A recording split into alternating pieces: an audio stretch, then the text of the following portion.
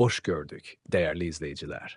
Ülkede ve dünyada baş verən ən son xəbərlərdən anındaca xəbərdar olmaq üçün Günlük Xəbərlər YouTube kanalımıza abunə olun və bildirişləri açmağı unutmayın. Azərbaycanda dekabrın 16-sına olan hava proqnozu açıqlanıb.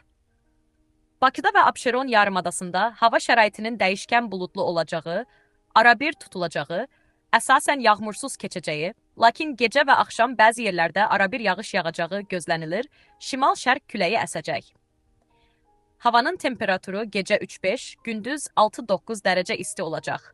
Atmosfer təzyiqi 766 mm civə sütunundan 771 mm civə sütununa yüksələcək. Nisbi rütubət 70-80% təşkil edəcək. Azərbaycanın rayonlarında bəzi yerlərdə arabir yağıntılı olacağı, dağlıq rayonlarda qar yağacağı gözlənilir.